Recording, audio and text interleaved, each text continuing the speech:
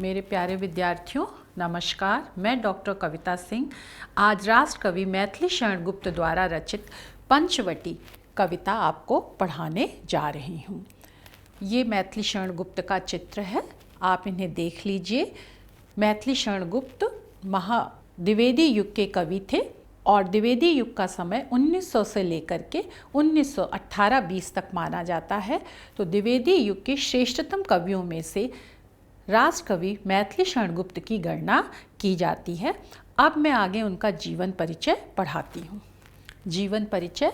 मैथिली शरण गुप्त का जन्म 3 अगस्त 1886 में हुआ था और इनके पिताजी का नाम शेठ रामचरण कनकने था और माता काशीबाई की ये तीसरी संतान के रूप में मैथिली शरण गुप्त का जन्म हुआ था और इनका जन्म उत्तर प्रदेश में झांसी के पास चिरगांव में हुआ था। माता और पिता दोनों ही वैष्णव थे, वैष्णव परंपरा के अनुयायी थे और वैष्णव परंपरा के अंतर्गत विष्णु भगवान की पूजा की जाती है। उनके सिद्धांतों को, उनके आदर्शों को सत्य, अहिंसा, प्रेम, त्याग, दया, करुणा, इन सिद्धांतों को अपनाया जाता है। इन सिद्धांतों का प्रभाव बालक मैथिली शरण गुप्त के ऊपर प्रारंभ से ही पड़ा था। घर पर ही रह कर के हिंदी, बंगला, संस्कृत साहित्य का मैथिली शरण गुप्त जी ने अध्ययन किया था और उनके इस अध्ययन में मुंशी अजमेरी जी ने उनका मार्गदर्शन किया था, उनको सहायता प्रदान की थी और 12 वर्ष की अवस्था में ही मैथिली शरण गुप्त जी ने ब्रज भाषा में कनकलता नाम से कविता रचना आरंभ कर दिया था।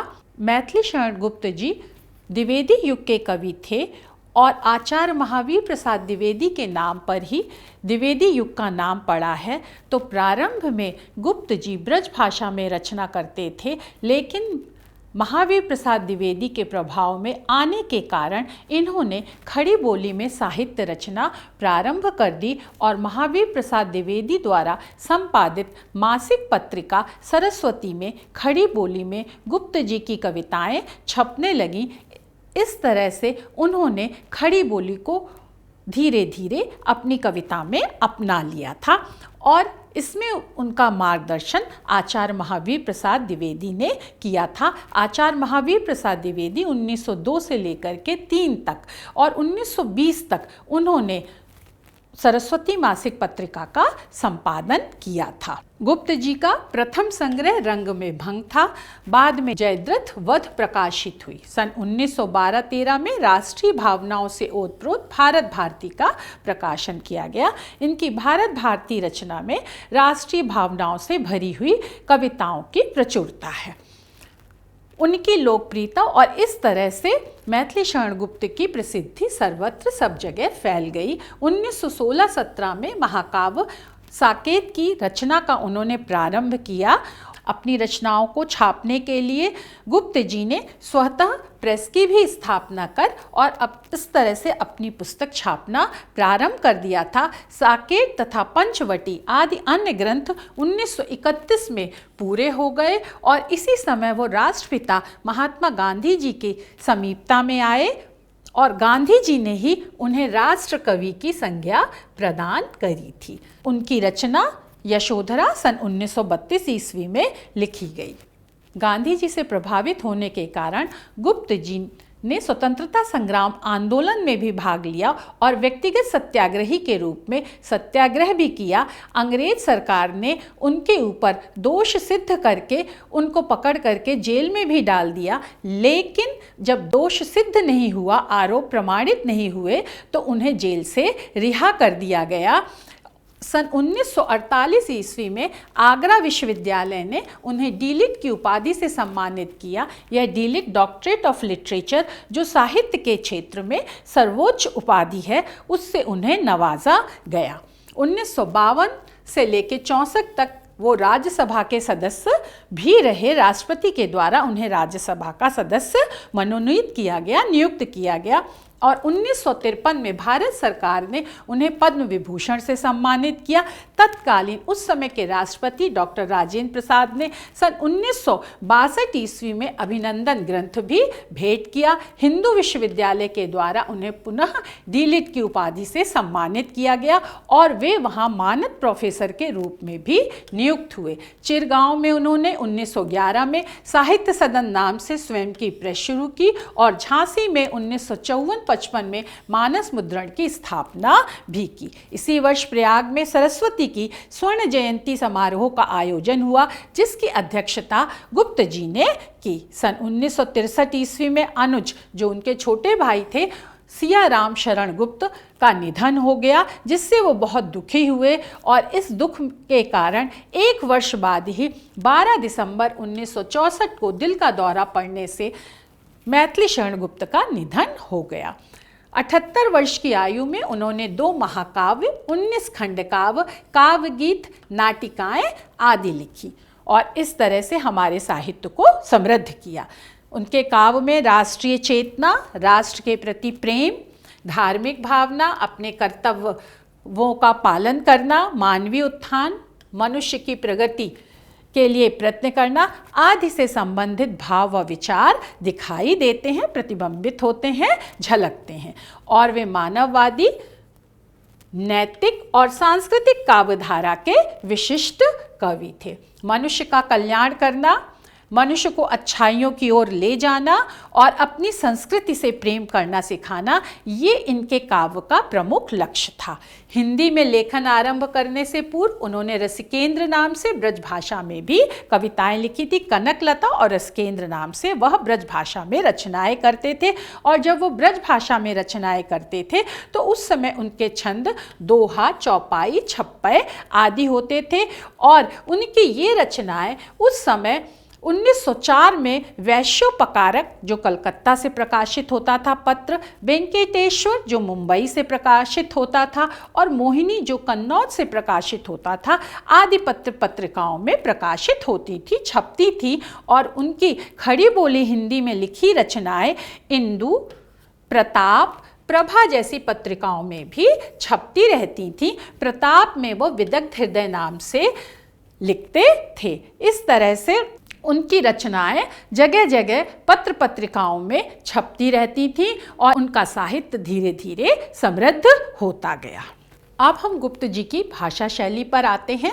भाषा के माध्यम से ही साहित्यकार अपने विचारों की अभिव्यक्ति करता है। जैसा कि हमने बताया, प्रारंभ में उन्होंने ब्रज भाषा में लिखा, लेकिन धीरे धीरे उन्होंने महावीर प्रसाद द्विवेदी की प्रेरणा से खड़ी बोली में लिखना शुरू कर दिया और खड़ी बोली को साहित्यिक रूप प्रदान करने में गुप्त जी का अमूल्य योगदान है। गुप्त जी ने भाषा में माधुर्य भावों की तीव्रता और प्रयुक्त शब्दों का सौंदर्य बहुत ही सुंदर तरीके से दिखाई देता है। वे गंभीर विषयों को भी सुंदर और सरल शब्दों में प्रस्तुत करने में सिद्धहस्त थे, निपुण थे। इनकी भाषा में लोकोक्तियां एवं मुहावरों के प्रयोग से जीवंतता, सजीवता आ गई है। गुप्त जी मूलतः प्रबंधकार थे, जैसा कि हमने आपको बताया कि उन्होंने महाकाव्य लिखे हैं, खंड काव्य लिखे हैं। काव्य के 2 भेद होते हैं बेटा, प्रबंध काव्य और मुक्तक काव्य। प्रबंध काव्य में महाकाव्य और खंड काव्य आते हैं और मुक्तक काव्य में गीति काव्य, मुक्तक कविताएं आदि आती हैं। तो प्रबंध के साथ साथ उन्होंने मुक्तक, गीति काव्य, गीति नाट्य, नाटक आदि क्षेत्रों में भी अनेक सफल और सुंदर रचनाएं की हैं। इन्होंने पत्रावली, पत्र शैली में रचित नूतन काव्य शैली का जो नमूना है, उदाहरण है, उसकी भी रचना की है। पत्रावली नामक इनकी रचनाओं में पत्र शैली में कविताएं लिखी गई हैं।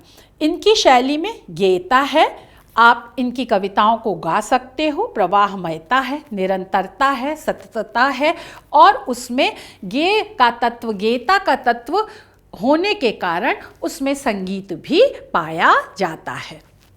आशा है बच्चों आप उनकी भाषा शैली को समझ गए होंगे और अब हम उनकी रचनाओं पर आते हैं। उन्होंने जो महाकाव्य लिखा, महाकाव्य में समग्र जीवन का विस्तार और व्यापकता से वर्णन होता है और उसका नायक कोई इतिहास प्रसिद्ध पुराण प्रसिद्ध या जन नेता होता है। इनके महाकाव्य का नाम है साकेत, यशोधरा। खंड काव्य का नाम है बेटा पंचवटी, जयद्रथ वध आदि।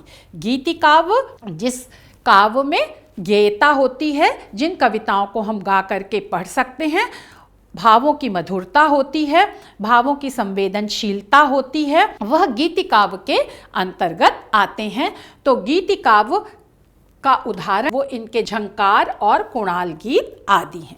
गीति नाट्य गीतात्मक भाषा वाले संगीतपूर्ण नाटकों को गीति नाट्य कहा जाता है। इसमें संपूर्ण नाटक गीतों के माध्यम से ही प्रस्तुत किया जाता है।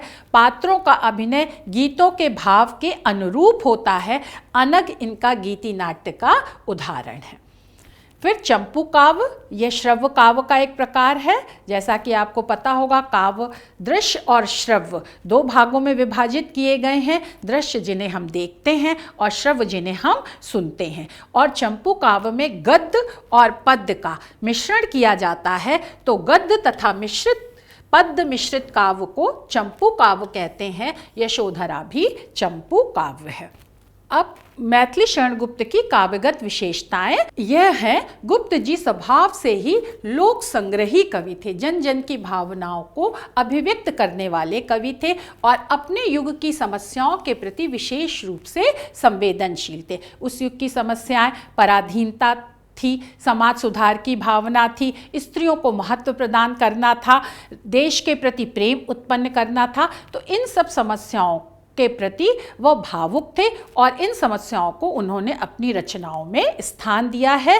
और जैसा कि मैं पहले भी बता चुकी हूँ कि उनके माता पिता वैष्णव परंपरा से संबंधित थे। तो वैष्णव परंपरा से संबंधित सिद्धांतों को भी उन्होंने अपनी काव्य रचनाओं में स्थान दिया है। साथ ही साथ द्विवेदी युग को जागरण व सुधार युग भी कहा जाता है, क्योंकि इसमें देश प्रेम के प्रति जागृति उत्पन्न हुई, नए नए विचारों के प्रति लोगों में चेतना आई और हिंदी भाषा का सुधार, परिष्कार, परिमार्जन हुआ। खड़ी बोली हिंदी को काव्य की भाषा बनाया गया। इसलिए द्विवेदी युग को जागरण व सुधार युग कहा जाता है। तो जागरण व सुधार युग की राष्ट्रीय नैतिक चेतना से भी इनका काव्य प्रेरित था। लाला लाजपत राय, बाल गंगाधर तिलक, विपिन चंद्र पाल, जो उस समय के प्रमुख स्वतंत्रता संग्राम सेनानी थे, उनसे ये प्रभावित हुए। गणेश शंकर विद्यार्थी जो उच्च कोटि के पत्रकार थे, उनसे भी इनका अच्छा संबंध था। और मदन मोहन मालवीय, जिन्होंने बनारस हिंदू विश्वविद्यालय की स्थापना की, उनके विचारों से भी गुप्त जी प्रभावित हुए थे। और ये सब उनके आदर्श थे, मार्गदर्शक थे। महात्मा गांधी राष्ट्रपिता, जिन्होंने उनको राष्ट्र कवि की उपाधि दी थी, राजेंद्र प्रसाद जो उस समय तत्कालीन राष्ट्रपति थे, और विनोबा भावे जो व्यक्तिगत सत्याग्रहियों में सबसे आगे थे। तो इन सब के संपर्क में आने के कारण उनका वो सादा जीवन उच्च विचार से प्रेरित था और इसी सिद्धांत को, इसी आदर्श को उन्होंने अपने जीवन में उतारा है। और इस तरह गांधीजीवाद के व्यवहारिक पक्ष और सुधारवादी आंदोलनों के वो समर्थक बन गए थे। गुप्त जी की काव्य की विशेषताएं इस प्रकार प्रकट की जा सकती हैं। उसमें राष्ट्रीयता और गांधीवाद की प्रधानता थी। राष्ट्रीयता, राष्ट्र के प्रति प्रेम, गांधीवाद के सत्य और अहिंसा के सिद्धांतों को अपनाना, भारतीय संस्कृति की महत्ता को स्वीकार करना और अतीत काल में भारतीय संस्कृति से संबंधित जो आदर्श समय था, आदर्श सिद्धांत था, उसके प्रति लगाव प्रकट करना, आदर्श पारिवारिक जीवन की परिकल्पना करना, नारी को विशेष महत्व देना और पति वियुक्ता नारी, जैसे उन्होंने अपनी यशोधरा काव्य में गौतम बुद्ध की पत्नी यशोधरा को महत्व दिया है। साकेत में लक्ष्मण जी की पत्नी उर्मिला को भी महत्वपूर्ण स्थान प्रदान किया है। प्रबंध और मुक्तक दोनों ही तरह की शैली में उन्होंने अपनी रचनाएं की हैं और शब्द शक्तियाँ, अभिधा, लक्षणा, व्यंजना, इनका भी अपने साहित्य में भरपूर प्रयोग किया है। उनकी व्याख्या पर आते हैं। किसी भी पद्य की व्याख्या करने से पहले हम उसका संदर्भ लिखते हैं, फिर प्रसंग लिखते हैं, फिर व्याख्या करते हैं और सबसे अंत में हम काव्य सौंदर्य लिखते हैं। संदर्भ में हम रचना पाठ का नाम व रचनाकार का नाम लिखते हैं। प्रसंग में रचनाकार प्रस्तुत पंक्तियों में किन भावों को प्रकट करना चाहता है उसको एक दो पंक्तियों में भूमिका या विषय प्रवेश के रूप में उल्लिखित करते हैं। व्याख्या में विषय वस्तु का भाव विस्तार व उसमें निहित अर्थ का व्यापक संदर्भों में वर्णन करते हैं और काव्य सौंदर्य में उस पद्यांश की रस, छंद, अलंकार व भाव साम्य का उल्लेख करते हैं। अब हम संदर्भ में आते हैं। प्रस्तुत पद्यांश हमारी पाठ्य पुस्तक के काव्य खंड के पंचवटी शीर्षक कविता से उद्धृत लिया गया है। यह मैथिली शरण गुप्त द्वारा रचित खंड काव्य पंचवटी से ली गई हैं।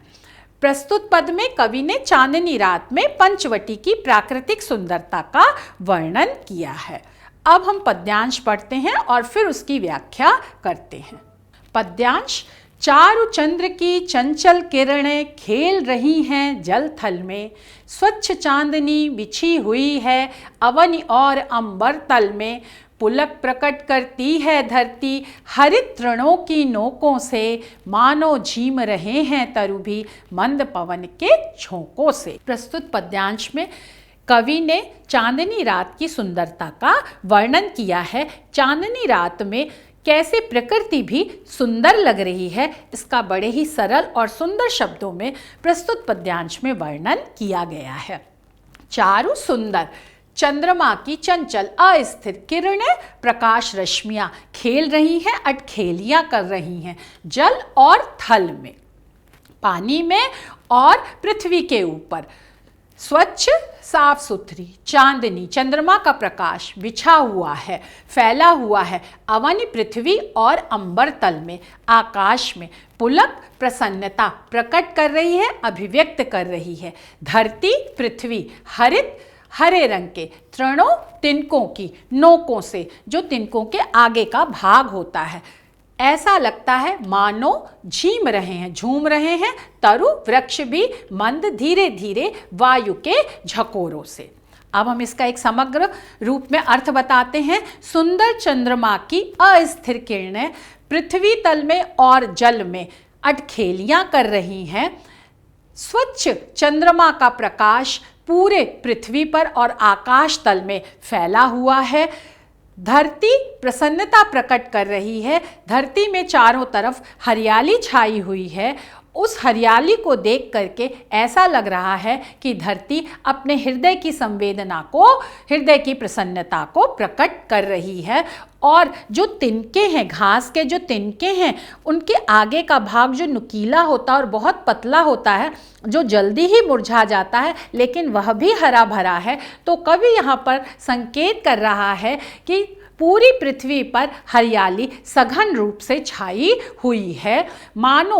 और इस सुंदर वातावरण में जब सुंदर वायु धीरे धीरे प्रवाहित हो रही है तो वृक्ष हिल डुल रहे हैं और अपने हिलने डुलने के माध्यम से वह अपनी प्रसन्नता को प्रकट कर रहे हैं।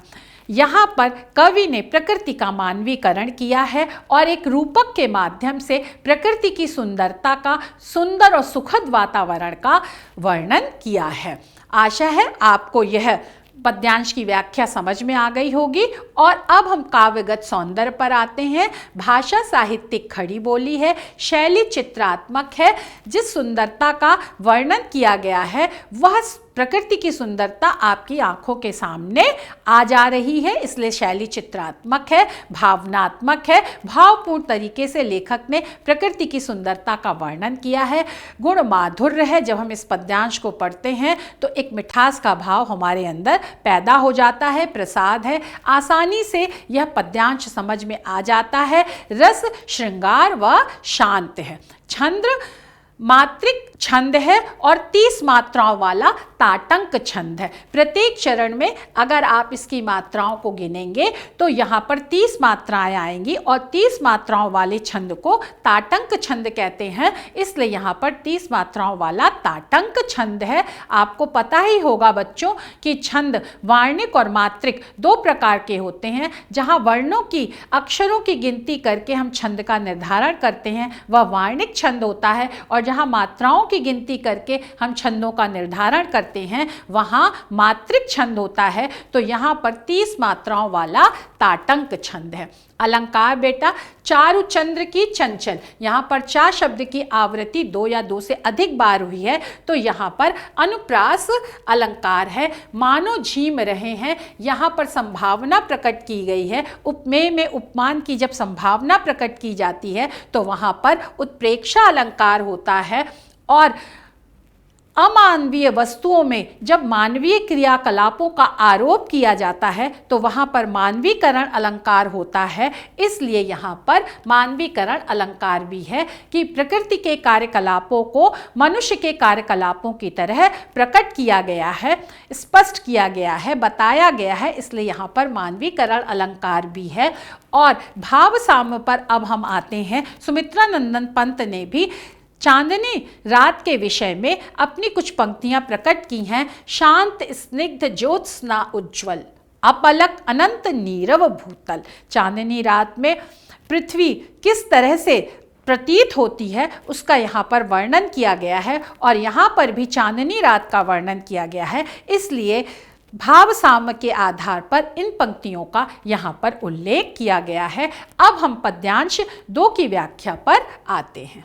पद्यांश 2 की व्याख्या करने से पहले ही सबसे पहले हम संदर्भ लिखेंगे। संदर्भ वही होगा, प्रस्तुत पद्यांश हमारी पाठ्य पुस्तक हिंदी के पद्य खंड के मैथिली शरण गुप्त द्वारा रचित पंचवटी नामक पाठ से लिया गया है। संदर्भ में प्रस्तुत पद्यांश में व्यक्त किए गए भावों को 1-2 पंक्तियों में हम संदर्भ के रूप में यहाँ पर उल्लेख कर देंगे। प्रस्तुत पद्यांश में कवि ने पंचवटी की कुटिया की सुरक्षा करने वाले लक्ष्मण के चरित्र और उनकी कर्तव्य निष्ठा का चित्रण किया है।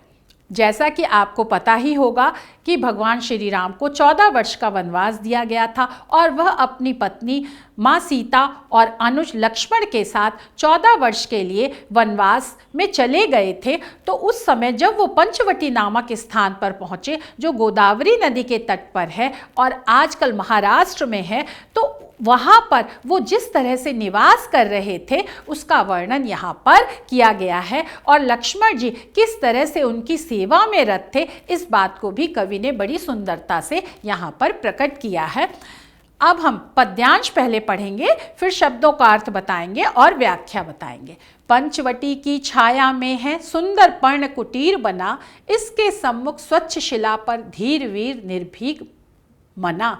जाग रहा यह कौन धनुधर, जबकि भुवन भर सोता है, भोगी कुसुमा युद्ध योगी सा, बना दृष्टिगत होता है। पंचवटी बेटा 5 वृक्षों की छाया में के सहारे आश्रय में पंचवटी स्थान का भी नाम है, और 5 वृक्षों की छाया में सुंदर पत्तों की कुटिया बना करके भगवान श्री राम और माँ सीता निवास कर रही हैं। और इस कुटिया के सम्मुख सामने स्वच्छ साफ सुथरी शिला पत्थर पर धैर्यवान वीर साहसी निर्भीक निडर मन वाले लक्ष्मण जी विराज रहे हैं और श्री राम और माँ सीता की रक्षा कर रहे हैं। जाग रहा यह कौन धनुधर, अब कवि यहाँ कह रहा है कि ये कौन धनुषधारी है जो अभी तक जाग रहा है, जो सोया नहीं है, जबकि भुवन सारा संसार सो रहा है। कवि यहाँ पर प्रश्नात्मक शैली में प्रश्न पूछ रहा है और आश्चर्य भी प्रकट कर रहा है कि जब सारा संसार सो गया है तब भी यह कौन धनुष धारण करने वाला इस समय भी जाग रहा है। और ये धनुषधारी लक्ष्मण जी हैं जिन्होंने 14 वर्ष तक भगवान श्री राम और माँ सीता की सेवा का व्रत लिया है, इसलिए वह क्षण भर के लिए अपनी पलक नहीं झपकाते हैं और सोते नहीं हैं। अतः वो रात भर जाग करके माँ सीता और श्री लक्ष्मण की सेवा में लगे हुए हैं।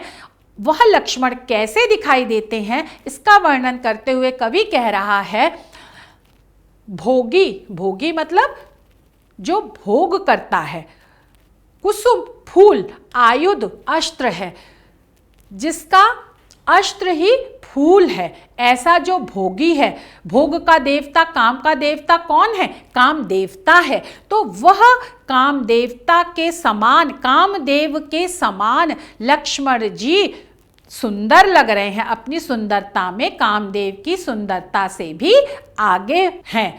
और जिस तरह से कामदेव की कोमलता का वर्णन किया जाता है कि उसका अस्त्र वो फूलों से बना हुआ होता है, तो ऐसे ही लक्ष्मण जी भी सुकुमार अंगों वाले हैं और जो राज्य वैभव के, ऐश्वर्य के योग्य हैं, उसका उपभोग करने के योग्य हैं, लेकिन वह योगियों के समान, सन्यासियों के समान दृष्टिगत दिखाई दे रहे हैं, क्योंकि वह सन्यासी का वेश धारण करके और श्री राम और सीता की सेवा का व्रत लेकर के वन में आए हैं माँ सीता और श्री राम जी के साथ, तो वह योगियों के समान जीवन व्यतीत कर रहे हैं। इसीलिए वह रात में सो भी नहीं रहे हैं। भले ही अपनी सुंदरता में वह राज वैभव के योग्य दिख रहे हैं, उनके व्यक्तित्व से यह दिखाई पड़ता है, झलकता है कि वह कोई राजकुमार हैं, लेकिन इस समय अपने अग्रज की सेवा में वह रत हैं और उन्होंने योगियों सा, मुनियों सा, सन्यासियों सा वेश भी धारण किया है और अपनी जीवनचर्या भी सन्यासियों के समान बना ली है। इसलिए कवि यहाँ पर प्रश्न करता है कि वह कौन धनुधर है जो जाग रहा है जबकि सारा संसार इस रात में सोता है और वह योगियों के समान दिखाई दे रहा है। यहाँ पर कवि ने लक्ष्मण जी की सेवा भाव को प्रकट किया है, साथ ही साथ वो राज भोग के योग्य होते हुए भी किस तरह से अपने को सन्यासियों और मुनियों की तरह अनुशासित जीवन में रख करके अपना जीवन व्यतीत कर रहे हैं, इस बात को भी प्रकट किया है। अब हम काव्यगत सौंदर्य पर आते हैं। भाषा शुद्ध, साहित्यिक खड़ी बोली, शैली भावात्मक व प्रबंध है, क्योंकि खंड काव्य है तो प्रबंध शैली है, भावात्मक है क्योंकि प्रेम को प्रदर्शित किया गया है, गुण प्रसाद है, आसानी से समझ में आ जाता है, रस शांत है क्योंकि योगियों और सन्यासियों की बात की गई है, छंद वही 30 मात्राओं वाला ताटंक छंद है। सम्मुख स्वच्छ, यहाँ पर सा वर्ण की आवृत्ति होने के कारण अनुप्रास अलंकार है, भुवन भर में भी भाव वर्ण की आवृत्ति होने के कारण अनुप्रास अलंकार है, और भोगी कुसुमायुध योगी सा इसमें उपमा अलंकार है। अब हम भाव साम्य पर आते हैं। लक्ष्मण जी की विशेषताओं से प्रभावित होकर के सुमित्रानंदन पंत जी जो छायावादी कवि हैं, उन्होंने एक कविता की रचना की है और उसी से संबंधित मैं भाव साम्य प्रस्तुत कर रही हूँ, जो लक्ष्मण जी के चरित्र की विशेषताओं को उकेर रही है। धीर वीर अपने पर निर्भर, झुका अहम धर धनु सेवाशर, कब से भू पर रहे वे विचर, सच्चे भ्राता सच्चे सहचर। श्री राम और लक्ष्मण के बीच में भातृ प्रेम को प्रस्तुत पंक्तियों में प्रकट किया गया है और प्रस्तुत पद्यांश में भी लक्ष्मण जी का श्री राम के प्रति प्रेम प्रकट किया गया है। तो उसी भाव सामों को धारण करती हुई ये पंक्तियां हैं। इन्हीं पंक्तियों का उल्लेख हमने भाव साम्य के रूप में किया है। आशा है बच्चों ये पद्यांश 2 की व्याख्या आपको समझ में आ गई होगी। अब पुनः हम पद्यांश 3 पर आते हैं। संदर्भ वही होगा, प्रस्तुत पंक्तियां हमारी पाठ्य पुस्तक हिंदी के काव्यखंड में संकलित श्री मैथिली शरण गुप्त द्वारा रचित पंचवटी नामक पाठ से ली गई हैं, जिसमें पाठ का नाम और रचनाकार का नाम आ जाता है। संदर्भ में प्रस्तुत पद्यांश में व्यक्त किए गए भावों के मुख्य बिंदुओं को हम 1-2 पंक्तियों में यहाँ पर वर्णित कर देते हैं, बता देते हैं। प्रसंग, प्रस्तुत पद्यांश में कवि ने उस समय का वर्णन किया है जिस समय श्री राम और सीता जी पंचवटी की कुटिया में विश्राम कर रहे हैं। अब पद्यांश 3 हम पहले पढ़ते हैं। किस व्रत में है व्रती वीर यह, निद्रा का यों त्याग किए, राजभोग के योग्य विपिन में बैठा आज विराग लिए, बना हुआ है प्रहरी जिसका, उस कुटीर में क्या धन है, जिसकी रक्षा में रत इसका तन है, मन है, जीवन है। अब प्रस्तुत पंक्तियों में लक्ष्मण जी की चरित्र की विशेषताओं को कवि ने प्रकट किया है। किस व्रत में, संकल्प में, व्रती संकल्प को धारण करने वाला, वीर साहसी, निद्रा का, सोने का, जिसने परित्याग कर दिया है। कवि लक्ष्मण जी के बारे में कह रहे हैं कि कौन सा ऐसा दृढ़ निश्चय लक्ष्मण जी ने धारण कर रखा है जिसके कारण उन्होंने अपनी निद्रा को छोड़ दिया है। वो एक पल के लिए भी अपनी पलकें नहीं झुकाते हैं, अपनी पलकें नहीं झपकाते हैं, सोने की तो बात ही क्या है। राजमहल के ऐश्वर्य को भोग करने लायक है, वह विपिन में जंगल में आज वैराग्य लेकर के मुनियों सा सन्यासियों की तरह अपना जीवन व्यतीत कर रहा है। बना हुआ है प्रहरी जिसका, कवि बता रहा है कि जिसका ये रक्षक बने हुए हैं लक्ष्मण जी, उस कुटीर में, उस कुटिया में ऐसा कौन सा धन है, ऐसी कौन सी अमूल्य वस्तु है। यहाँ पर धन से तात्पर्य है प्रिय से है, तो ऐसा कौन सा प्रियजन है जिसकी रक्षा में लक्ष्मण जी कुटिया के सामने दिन रात रक्षक की तरह से बैठे रहते हैं और पहरा देते रहते हैं। जिसकी रक्षा में जिस प्रिय की सुरक्षा में रत लगा हुआ है, इसका मतलब लक्ष्मण जी का तन शरीर मन हृदय और पूरा जीवन ही इन्होंने उस प्रिय की रक्षा के लिए समर्पित कर दिया है। कवि यहाँ पर यह कहना चाहता है कि श्री लक्ष्मण जी का राम और सीता के प्रति अगाध स्नेह है, भातृ प्रेम है, उनके प्रति सम्मान है और उनकी सेवा का व्रत लक्ष्मण जी ने ले रखा है और उसी सेवा के तहत यह अपना तन मन और जीवन पूरा भगवान श्री राम और माँ सीता के लिए समर्पित कर चुके हैं। उन्हीं प्रिय की रक्षा के लिए पंचवटी में कुटिया के सामने बैठ करके दिन रात उनकी सेवा में लगे रहते हैं, तल्लीन रहते हैं और किस तरह से उनकी अधिक से अधिक सेवा की जाए, उन्हें सुख प्रदान किया जाए, उनके प्रति सम्मान प्रकट किया जाए, इस भाव में डूबे रहते हैं। यहाँ पर कवि यह बताना चाहता है कि दोनों भाइयों के बीच में कितना प्रेम है, सच्चे भातृ प्रेम का उदाहरण प्रस्तुत कर रहा है। साथ ही साथ माँ सीता के प्रति,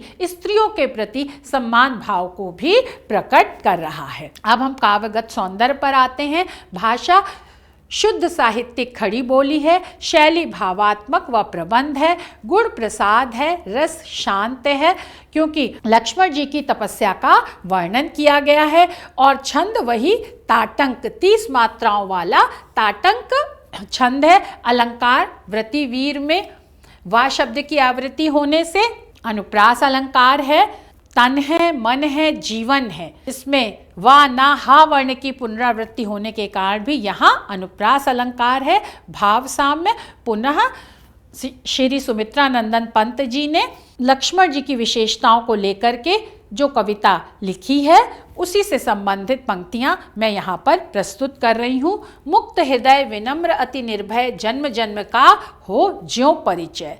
लक्ष्मण जी की विशेषताएं बताई गई हैं। उनका हृदय विशाल है, वो विनम्र हैं, निडर हैं और जन्म जन्म से जैसे कवि का उनसे परिचय हो, इस तरह की विशेषताओं को इन्होंने इन पंक्तियों में प्रकट किया है। आशा है आपको तीसरे पद्यांश की भी व्याख्या समझ में आ गई होगी। अब प्रस्तुत पाठ से हमें क्या शिक्षा मिलती है वह हम आपको बताते हैं।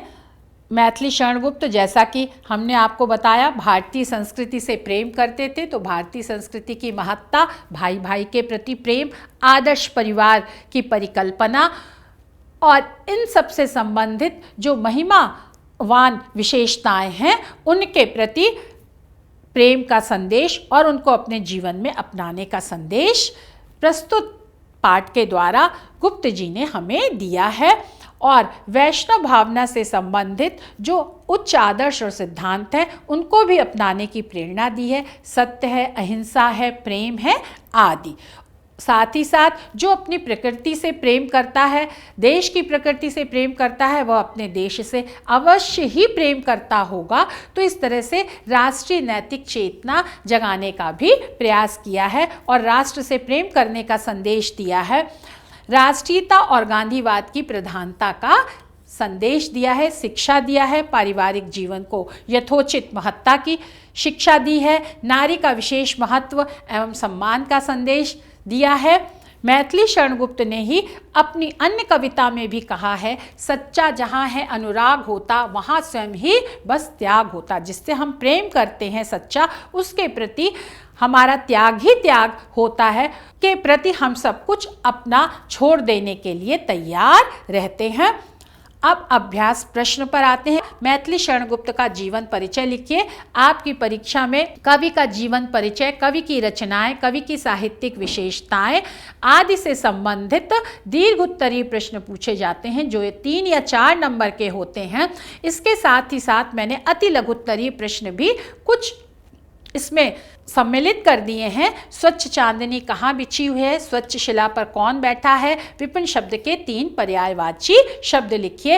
इन लघु उत्तरीय प्रश्नों का उत्तर याद करने से आपको व्याख्या करने में सहायता मिलेगी और इस तरह से आप अच्छी तरह से व्याख्या कर पाएंगे। आशा है आपको ये आज का पाठ समझ में आया होगा। जो आपको समझ में ना आए वो हमसे पूछ लीजिएगा। धन्यवाद, नमस्कार।